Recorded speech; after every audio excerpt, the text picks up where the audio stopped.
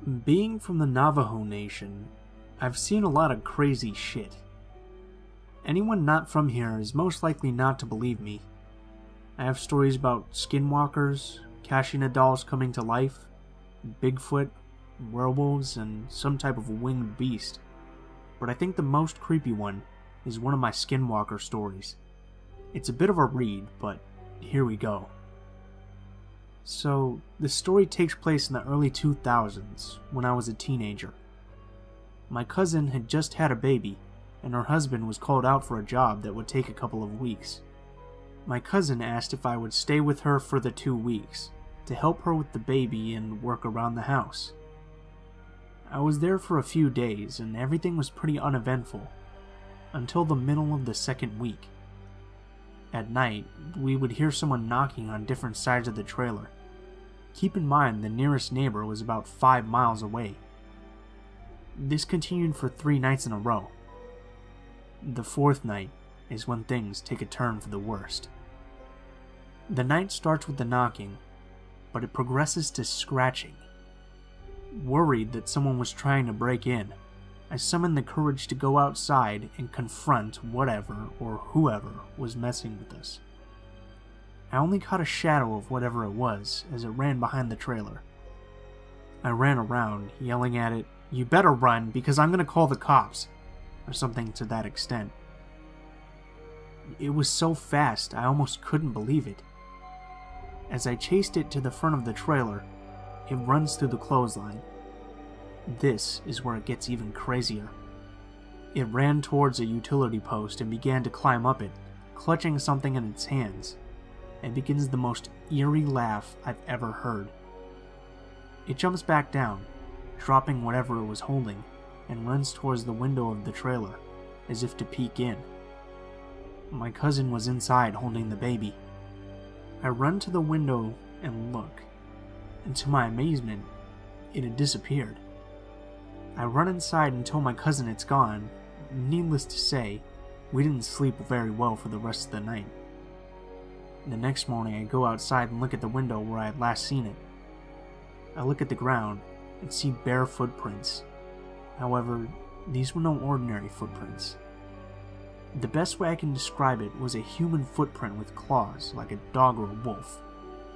I go to the utility pole and found what it had been clutching the night before. It was my niece's tiny little shirt.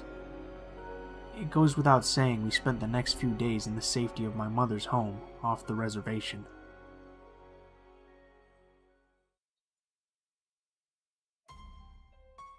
Now let me start by saying that having spent my entire life living in New Mexico, a lot of people I know have claimed to have seen a skinwalker. But ask a Navajo about them and they will completely ignore the question. Regardless, I do have a story about them. My father owns a small delivery service that operates out of New Mexico. We mostly deliver small packages out to the middle of nowhere that are too much of a hassle for the larger delivery companies to bother with. My dad is the only employee, and we have a few pickup trucks and a trailer. One day, we got a delivery out to Arizona, on the Navajo reservation, about 2 hours from where we were. My dad got the call for the job when he was chilling with his Navajo friend Travis and his girlfriend. Travis mentioned how he had family in that area that he hadn't seen for ages, and asked if he could come along. I was about 6 or 7 at the time, and it was summer, so Dad decided we'd go together. He could do his delivery really quick, while Travis would be able to see his family. We had to convoy in separate trucks, since my dad's was loaded down with freight. We decided to bring along some walkie-talkies so we could communicate with one another. So we got down there, and everything was reasonably uneventful. We started heading home along the old highway, with my dad and I in front and Travis and his girlfriend in their truck behind us. I honestly don't remember most of the trip, but this next part I can never forget. We were somewhere on the highway and it had just rained, so the road was kind of slick and we were taking it pretty slow. On the left of the highway there was nothing but sandstone cliffs, and on the right there was a huge field separated from the road by a small barbed wire fence. We got to the top of the hill, and down at the bottom we saw what appeared to be a very large dog, sitting back on its haunches in the middle of the road, facing the cliffs. My dad calls over the radio, "Hey Trav, do you see that big ass dog?" Travis starts yelling back over the radio, "That's definitely not a dog. "Speed up right now and hit it." He sounded almost hysterical. He just kept screaming, "Hit it! Hit it! JJ, you have to hit it! Please, please hit that fucking thing right now!" So, my dad started to speed up, and as we got closer, I could see it a little bit more clearly. It was covered in its brown, wiry, matted hair that appeared to have dried blood all over it. It was still facing the cliffs, but the moment our headlights hit it, it turned over and looked at us, and it had a face. I don't know how else to describe it other than a mix between a bear's and a human's face. It looked twisted and distorted and almost in pain. As we got closer to the thing, we started to realize that it's actually fucking huge. Though it was still sitting on its haunches, it was about shoulder height. We were literally inches from hitting it, when it lets out this scream that sounds like someone screaming as their lungs were filling with water, and it leaped backwards, towards the field, landing just on our side of the barbed wire fence. Then, with another leap, it was gone from sight. Travis comes in over the radio again. "Holy shit, keep driving. We have to get out of here. We have to go faster." He kept repeating that last part. We had to get out of here, and we had to go faster. Pretty soon, we were speeding like crazy, and just as we were hitting the outskirts of home, we got pulled over. Travis pulled his truck over with us. Naturally, this makes the cop very on edge, and he immediately asked why Travis felt the need to pull over as well. Travis was hysterical. "We just saw a skinwalker a few miles back and it's been following us." The officer immediately turned white, stammers something about a verbal warning and gets in his car and takes off. We did the same. We didn't see anything else that night, but when we got home, Travis refused to let us leave without taking some kind of Nahavo totem with us. It was supposed to be able to keep the thing away, and I hope it does. So, before I ever had these encounters, I really didn't believe much in the paranormal. I had a small fascination for it, but I never really truly believed in supernatural beings until these few odd occurrences. I currently date my fiancée, and she's a Native American. We'll call her S. A few years ago, when we first started dating, we kept that a secret as her mom disapproved of any of her children dating at a young age. That led us to go sneaking out at night to see each other. I'd always leave my house, say, 9 or 10 p.m., only to sneak back home at around 1 a.m. or so. Before I continue, I should give you a layout of our area. The distance between my house and her house is not that far, really, but to get there, it's pretty damn scary. Our houses are separated by a large highway, and every night I either take a shortcut through a dirt path along the highway next to an old railroad, which is completely pitch black, or take a long route through my high school, which is well lit and makes the uneasy feeling of being out late not so bad. Anyways, when we go out and talk at night, she would always jump to the topic of the paranormal, stating she could hear the dead speak to her, and various encounters with the Shadow Man when she was young. I just humored her and tried to joke around with her by saying that one day they would come for her. As time went on, we spoke almost every night, and she told me that her brother was being attacked by a skinwalker. I almost didn't believe her, but I had a gut feeling by the way she looked at me that she was being serious. This was the time where I had introduced myself to her mother as her friend, and I'd regularly stay at her place once her mom trusted me more. One night, I noticed S burning sage around the house, and I inquired about it. This is to ward off the evil spirits and keep skinwalkers. She called them by their native tongue name. I can't word it. It's not even spelled in English, but in Navajo. Skinwalkers? I asked. She gave me a brief explanation of what exactly they were. S had told me that these creatures give up what made them human to become these things and act like guns for hire and stalk out their prey. They like to play games with their victims, and they only prey on people who are afraid of them.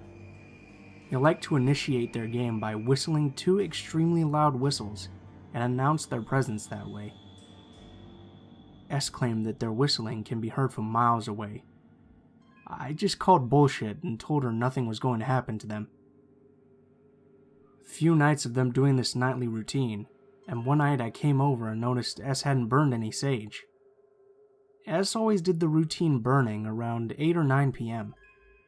I didn't mention any of that to her or her family, as the smell of sage always made my nose burn and made it hard to breathe. So as it was getting late and had to get home, I said my goodbyes and took off.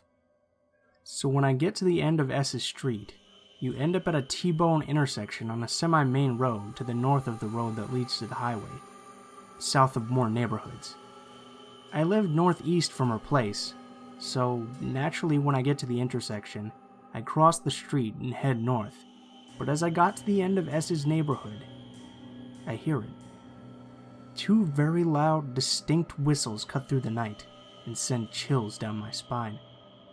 My hair all around my body seemingly stand on end, and I try to make out the location of the sound. It sounded like it was coming from miles away, down south of the road. One thought pops into my head. She forgot to burn the sage tonight. Part of me wanted to think that it was just an elaborate prank played by S, but a deep sinking feeling at the pit of my stomach told me it wasn't. I quickly paced back to her house, as it wasn't that far from the end of the street, and frantically knock on their door. It had only been about 5 to 10 minutes from when I left, so they definitely weren't asleep yet. I tell them about what I heard, and tell them to burn the sage just in case. I told myself even though it may not be real, it's better to be safe than sorry. I make my exit as they finish burning the sage, and head back to the intersection. It was very late, around 11 p.m. or 12 a.m. on a school night, so I had to get home quickly. I speed walked across the main street heading northeast diagonally, and right when I get to the other side, I notice him. Just across the street was an old man. Normally I would just play it off as another pedestrian, but this guy, he just stuck out so much. It wasn't really how he looked or how he dressed. It was how he moved that struck me as odd. An old man that looked to be about in his 60s or 70s was moving at the pace of a 20-year-old man. I only took a glance at him for a few seconds, but in that time this man just stared at me. A deep, cold stare, his eyes wide with absolutely no expression on his face.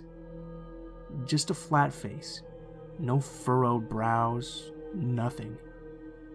I walked slowly, keeping him just at the corner of my sight as I watched him walk down towards S's neighborhood. He kept his damn eyes trained on me by craning his neck as he walked, even when I already had my back to him. You'd think I was scared, but I wasn't. I didn't feel any fear. I was simply weirded out by his aura or something like that. The man didn't turn into my girlfriend's street. He just continued his fast march down south. I felt a bit of relief and brushed it off as some crazed drug addict or something. Time passes, and during that time, just some weird shit happens at S's house. No Skinwalker activity, though. S continues her nightly ritual as usual, and by that time, S's mom brings a witch doctor to bless the home, and performs a ritual to remove a ghost bone from S's brother. From what I gather, a ghost bone is something like a hex or trap. The trap is a fetish that had been held dear to a manic spirit, and it can be almost anything, like a toy doll or a cane, something dear to a lost spirit, and then it attaches its spirit bone to a target host. I guess that not only brought the attention of a ghost, but also a damn skinwalker. Once it was removed from him, things kind of calmed down. But this is where mentioning the school comes into play. Now once I go north at the T-bone intersection, I hit the highway, and I have to cross the highway and head east to get back to my place. That would mean I'd take a quick route in the dark dirt road, or cut through an abandoned railroad dock onto another street that leads to my school, and from there, I cut through my school to my house. I decided I didn't want to walk in the darkness, and cut through the lot. As I got to the street that led me to the school, I noticed this guy. He's heading towards me on a bike, but he's very far away at the time, so I pay him no mind. As I get closer to him, I get further away from the only street light on the street. Keep in mind that the railroad dock is next to the school, so I have to walk some distance to get to the school. I notice a sense of eeriness about him. He gave me a similar feeling to how the old man just weirded me out, and I caught him staring at me. Same wide-eyed look and blank face as the old man. Also, the way he was pedaling was so unnatural. He was moving at incredible speeds. It almost seemed like he was moving at 20 miles per hour. He covered the distance alarmingly fast and passed by me, and then does the same damn thing as the old man, literally craning his head to keep staring at me, and managed to move his bike along the curve of the road in a perfect manner, like it was almost natural to him. Thankfully, he kept riding on at this point, and I told myself not to be afraid at all, that if I had a tiny tinge of fear, he would most definitely come for me. I kept calm and walked to the school. Now, you'd think the school was shut out by fences, but it was a very nice school that had no need to build up large fences, so you could walk past the small metal gates that are set up. It was mostly used to block cars and the like from getting past. No one really vandalized either, so there was really no reason to have large fences. Once I get halfway through the school, I hear what sounds like a bike and cackling behind me. A feeling of dread sinks in. "Oh shit," I whisper under my breath, and glance back to see nothing. I hurried my pace, as all I had to go past was one large building and then a clear field, and jumped the only large chain-link fence on the property. Just to give you a better perspective, the entrance I went through is a parking lot, and the path I took is somewhat of a path to allow small vehicles and maintenance trucks to drive through. My trip usually meant I walked between large buildings, and I'd see the field and from there, my home neighborhood. I calmed down as I was nearing the end of the road, and got between the two buildings.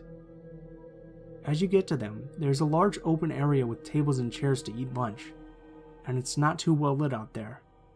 It can be pretty damn creepy at night, as trees and poles can block a clear view ahead. You had to get past that from this route. Regret soon followed as I continued ahead. "Should have just stayed the night at S's," I huffed out, my breath rasping as I very nervously walked through the eating area. Then I hear tapping ahead, as if someone's tapping their knuckles or fingers on a pole. 2 taps. The fucker was toying with me. "What the fuck do you want?" I yelled out in anger and annoyance, to the direction of the tapping. No response, just silence. It was too damn quiet. Then the most fucked up thing I've ever heard in my life happens. Right behind my ear, I hear someone whisper, "Your skin." In the most horrid, raspy, alien voice I've ever heard, like a mixture between a child, a male, and a female voice. I freaking noped the fuck out of there, and I sprinted the fastest I've ever run in my life. Thankfully, I had trained in parkour for a few months at that time, and had some decent acrobatic skill. I leaped onto a table and run-jumped from table to table, hearing tapping noises from behind get closer and closer to me. The cackling was slowly getting louder and louder as I was getting to the passage between buildings. Once I had gotten there, the noises stopped abruptly, but I didn't dare stop to turn back. I just kept going and got to the field, then made a mad dash to the only fucking tall fence this accursed school had. Just my luck, right? As I clear the distance and near my destination, I climbed that damn fence faster than I had in my life. Gotta love the adrenaline rush. Right as I got on top of the fence, I typically lift my whole body over and toss myself over with one hand on the top rail, and as I did that, something bit into my wrist and was holding my weight. I yelped and lost my balance, making the fall a pretty bad one that momentarily screwed up how my body was turned. Normally I bend at the knees to handle all the weight of my momentum, but when that happened I lost concentration. It was a pretty long fall, I'd say 9 to 10 feet. Unfortunately, I landed very badly and put most of my weight on one leg. I slammed into the ground hard on my sides. Pain surged onto my right knee and right side of my body. If it weren't for the adrenaline, I'd have passed out from the pain. I lay there curled up on the ground, just feeling like it was over, and I was surely dead. when I noticed the bite mark. It was odd because the bite felt very painful, but it wasn't deep at all. 4 small slash marks on the underside of my wrist. I tore a piece of my shirt and wrapped it on my wrist and limped back to my house. Thankfully, I gained the strength to walk to the streets ahead, where the rest of the trip was uneventful. I was amazed the damn thing didn't just leap over and end my life just like that, since it could move at such incredible speeds. The story I had to make up to my parents was so much bullshit that even when they thought I told them the truth, they instead believed the lie. I can't remember what I really lied about. Something along the lines of I was depressed and cut myself. That in turn made me fall and hurt my leg in the bathroom whilst cutting myself. Something like that. But what I can tell you from this experience is that I was left with a whole new perspective of otherworldly beings, and that some instance of their existence is true in some way. I was not only left with a mental scar, but a permanent injury to my leg. Torn ligaments had caused my knee to become what I now know as a degenerative knee, which means I have signs of an arthritic joint. Well, fucking lesson learned. Don't take long walks at night, and always stay in the light. You never know what may be lurking in the dark. Hey guys, it's Blue Spooky, as always. I just wanted to thank you all for watching, especially if you made it to the end of the video here. I also wanted to give a special shout out to my collaborator this episode, Deburke321. He makes some pretty awesome, scary videos himself, and he also does some gaming stuff and some top 10s. So you should definitely go give him a look. He's pretty good stuff. I'm going to have a link to his channel in the description below, so you can go check that out, as well as my social media accounts if you want to subscribe or like the video, or if you just want to send me any stories that you want me to read, any personal stories or anything like that, as always. I also wanted to give a super special shout out to you guys for supporting the channel, because the growth has been like crazy, and your guys' support really means a lot to me, so thank you guys for that. I also wanted to bring up that I started doing some different audio stuff this episode. I tried to mix it up a little with the audio. So if you guys like this style of how I'm doing it, then please let me know. And if you don't, also let me know so that I can, change it back to something you guys like. Thank you guys so much for watching, and I hope you guys have a great day.